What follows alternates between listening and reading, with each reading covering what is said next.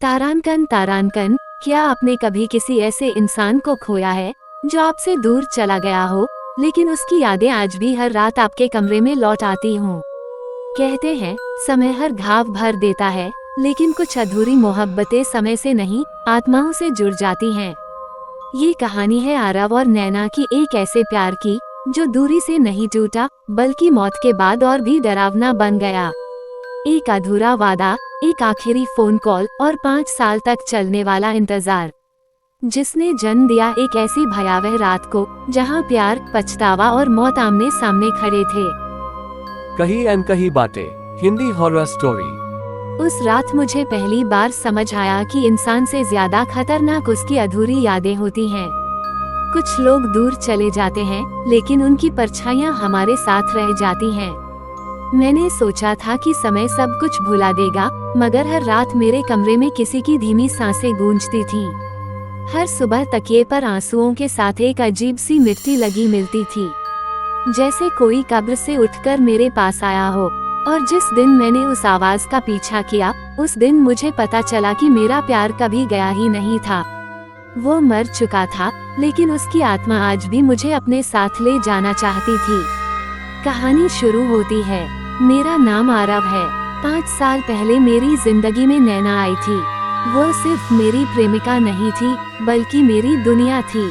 हम दोनों ने साथ जीने मरने की कस्में खाई थीं, लेकिन किस्मत को शायद हमारा साथ मंजूर नहीं था। एक दिन नौकरी के कारण मुझे दूसरे शहर जाना पड़ा। मैंने नैना से कहा था, बस 2 साल की बात है, फिर हमेशा के लिए तुम्हारे पास लौट आऊंगा। उसने मुस्कुराकर मेरा हाथ पकड़ा। मैं इंतजार करूंगी, चाहे जितना समय लगे। उसकी आंखों में आंसू थे। मैं ट्रेन में बैठ गया। वह स्टेशन पर खड़ी रही, जब तक ट्रेन उसकी आंखों से ओझल नहीं हो गई। शुरुआत के कुछ महीनों तक हमारी रोज बात होती रही। वीडियो कॉल, मैसेज, रात रात भर बातें। फिर धीरे धीरे काम का दबाव बढ़ने लगा। मेरे कॉल कम हो गए, उसके मैसेज का जवाब देर से आने लगा।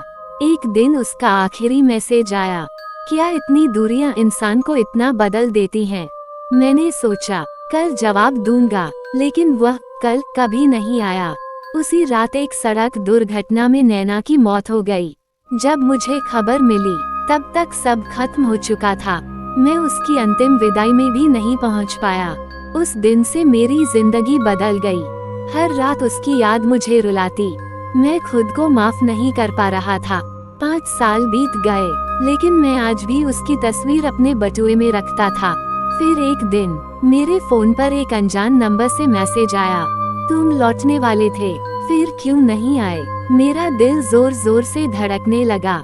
मैंने जवाब दिया, कौन? उधर से तुरंत उत्तर आया, मैं आज भी वहीं इंतजार कर रही हूँ। मेरे हाथ कांपने लगे। डीपी देखने की कोशिश की, लेकिन वहाँ सिर्फ धुंध में खड़ी एक लड़की दिखाई दे रही थी। मैंने नंबर मिलाया, फोन उठा, लेकिन दूसरी तरफ सिर्फ भारी सांसों की आवाज थी। फिर वही आवाज जिसे मैं कभी भूल नहीं सकता था, आरव। मैं सन्न रह गया। वो बिल्कुल नैना की आवाज थी। मैंने घबराकर फोन काट दिया। उस रात मेरे कमरे की लाइट अपने आप बंद हो गई, खिड़की अपने आप खुल गई, ठंडी हवा पूरे कमरे में फैल गई। और तभी मेरे कान के बिल्कुल पास किसी लड़की ने फुसफुसाया, मैंने कहा था ना, इंतजार करूंगी। मैं डर के मारे चीख पड़ा। कमरे में कोई नहीं था, लेकिन आईने पर उंगलियों से लिखा था, वापस आ जाओ। मैंने तुरंत पानी डालकर वह लिखावट मिटा दी। सुबह उठा तो आईने पर वही शब्द फिर से लिखे हुए थे। इस बार नीचे एक और लाइन थी, वरना मैं खुद तुम्हें लेने आ जाऊंगी। मैंने मकान बदल लिया। सोचा शायद मेरा वहम होगा, लेकिन नई जगह पर भी हर रात ठीक 3:13 बजे दरवाजे पर 3 दस्तक होती।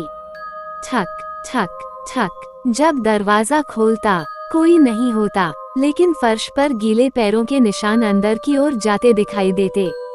वे निशान सीधे मेरे बेड तक जाते और वहीं खत्म हो जाते। एक रात मैंने हिम्मत करके कैमरा लगा दिया। सुबह रिकॉर्डिंग देखी। रात 3:13 बजे दरवाजा बिना खुले अपने आप हिलने लगा। फिर कैमरे में एक सफेद साया दिखाई दिया। धीरे धीरे वह मेरे बिस्तर के पास आया और मेरे सोते हुए चेहरे को बहुत देर तक देखता रहा। अचानक उसने कैमरे की ओर अपना चेहरा घुमाया।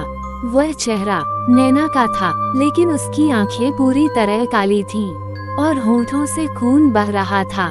अगले ही सेकंड कैमरा बंद हो गया। सुबह कैमरा पूरी तरह जला हुआ मिला। उस दिन पहली बार मुझे एहसास हुआ कि यह कोई भ्रम नहीं था। कोई आत्मा सचमुच मेरा पीछा कर रही थी और शायद वह मुझसे सिर्फ मिलना नहीं चाहती थी, वह मुझे अपने साथ ले जाना चाहती थी। उस रात के बाद मेरी जिंदगी पूरी तरह बदल गई। मैं अब अकेले सोने की हिम्मत नहीं कर पाता था। कमरे की हराहट, हर परछाई, हर ठंडी हवा का झोंका मुझे ऐसा महसूस कराता था जैसे कोई मुझे लगातार देख रहा हो। मैंने खुद को समझाने की कोशिश की कि शायद ये सब मेरे अपराधबोध का असर है, लेकिन अगले ही दिन एक ऐसी घटना हुई जिसने मेरा ये भ्रम भी तोड़ दिया। सुबह ऑफिस जाने के लिए मैं तैयार हो रहा था। अचानक मेरी नजर अलमारी पर रखी उस पुरानी फोटो पर पड़ी जिसमें मैं और नैना साथ खड़े मुस्कुरा रहे थे। मैंने वह तस्वीर 5 साल पहले अपने बैग में रखी थी। उसे मैंने कभी बाहर नहीं निकाला, लेकिन अब वह तस्वीर फ्रेम में सजी हुई मेरे सामने रखी थी। उसके नीचे लाल रंग से लिखा था, अब भी कहोगे कि मैं नहीं हूँ। मेरे पूरे शरीर में सिहरन दौड़ गई। मैंने डरते हुए तस्वीर उठाई, तभी उसके पीछे से एक पुराना पत्र गिरा। ये वही पत्र था जो मैंने नैना को कभी लिखा ही नहीं था। उसमें लिखा था, नैना, अगर मैं कभी वापस न आ पाया तो समझ लेना कि मैंने तुम्हें भुलाया नहीं, बस किस्मत हार गई। लेकिन ये पत्र तो मैंने कभी भेजा ही नहीं था। फिर ये उसके पास कैसे पहुंचा? मैंने उसी दिन फैसला किया कि अब मुझे सच जानना ही होगा। मैं अपने पुराने शहर लौट गया, वही शहर जहां 5 साल पहले मैं नैना को छोड़कर गया था। स्टेशन पर उतरते ही एक अजीब सी ठंड ने मुझे घेर लिया। हालांकि जून का महीना था, लेकिन वहां की हवा बर्फ जैसी ठंडी थी, जैसे कोई अदृश्य शक्ति मेरे आने का इंतजार कर रही हो। मैं सबसे पहले उस पुराने मकान पर पहुंचा जहां नैना अपने माता पिता के साथ रहती थी, लेकिन वहां ताला लगा था। पास में रहने वाली एक बुजुर्ग महिला मुझे देखते ही घबरा गई। उन्होंने मेरा नाम पूछा, क्या तुम आरव हो? मैंने हैरानी से सिर हिलाया। उनकी आंखों में डर उतर आया। वह बोली, तुम्हें यहाँ नहीं आना चाहिए था, वह आज भी तुम्हारा इंतजार करती है। मैंने कांपती आवाज में पूछा, कौन? नैना। बुजुर्ग महिला की आंखों